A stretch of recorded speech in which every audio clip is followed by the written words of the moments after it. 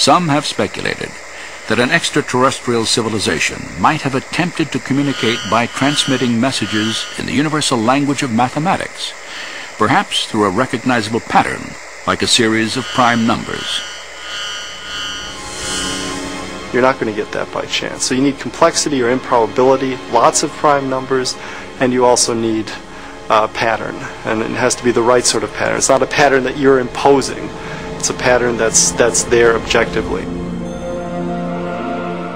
To date, SETI research has failed to detect any pattern or information that would indicate intelligence in a distant galaxy. But in another universe, much closer to home, scientists have discovered a wealth of information within the nucleus of the living cell. Oh, really?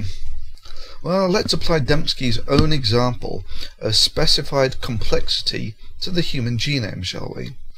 Perhaps through a recognizable pattern, like a series of prime numbers.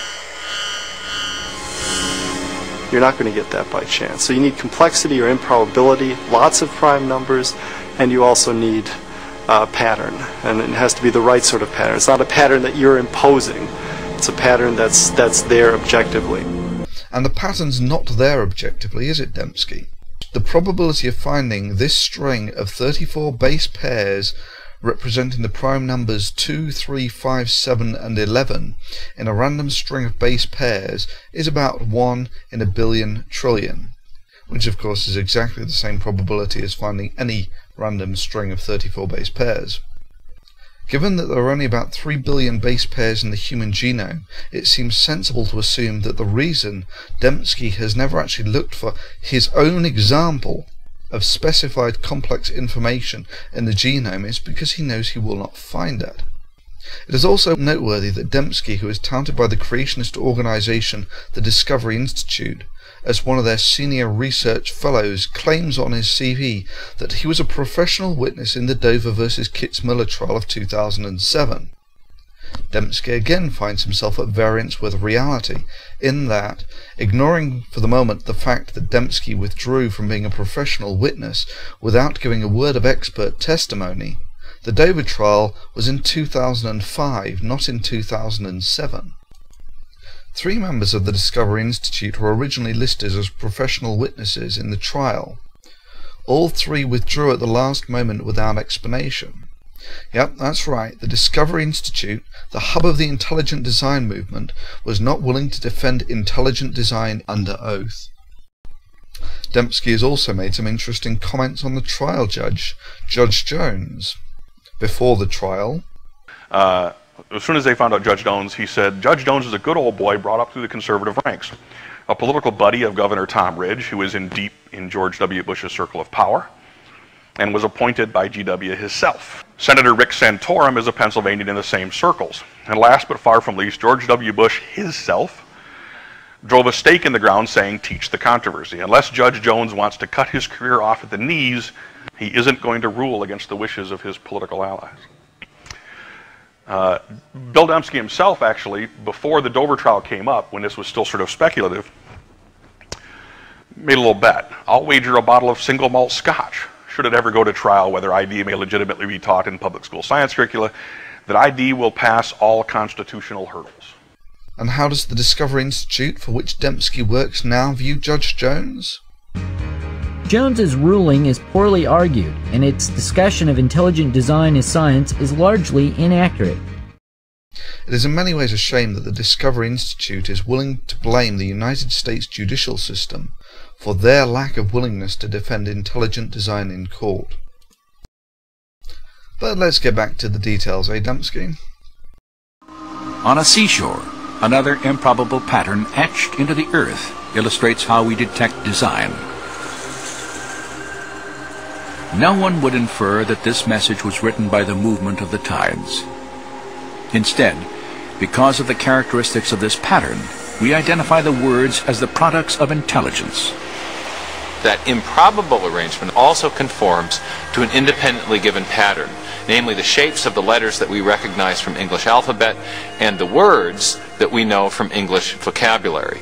And so it's the improbability of the arrangement plus the fact that it conforms to an independently given pattern that triggers the awareness of design. Actually, the reason we know that writing in the sand is human is because we've seen people writing in the sand, and also because there's no known natural phenomenon that produces such features. The world is full of complex patterns that are known to be entirely natural. I mean, take for instance the beach itself. It's complex, it's improbable. I mean, what are the chances of finding all those trillions of almost perfectly sized sand grains organising themselves at a gentle angle between the land and the sea and not getting washed away? Does this mean that beaches require a designer? I mean, if Myers here had his way, the answer would be yes. Take another example, these rings.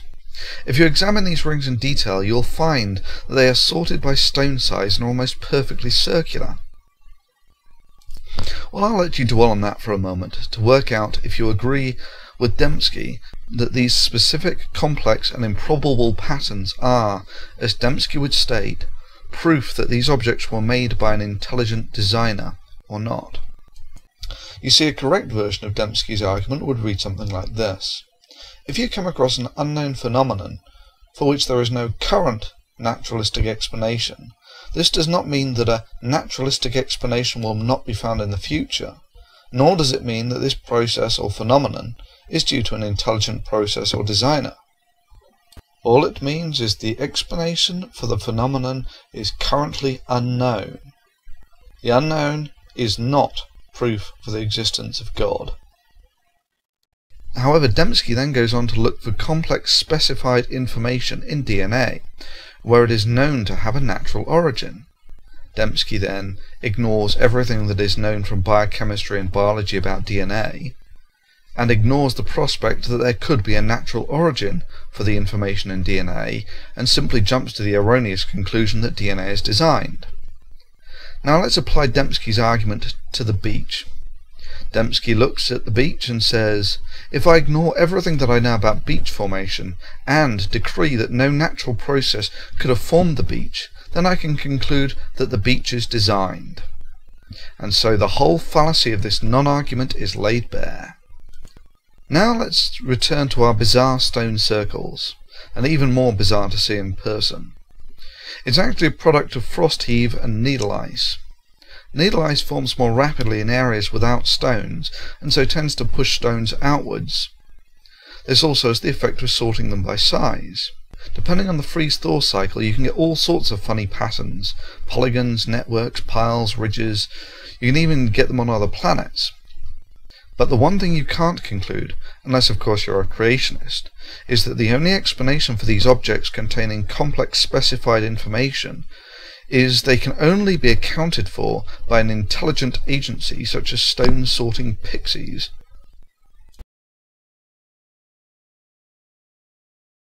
Perhaps through a recognizable pattern, like a series of prime numbers. You're not going to get that by chance. So you need complexity or improbability, lots of prime numbers, and you also need pattern. And it has to be the right sort of pattern. It's not a pattern that you're imposing. It's a pattern that's there objectively.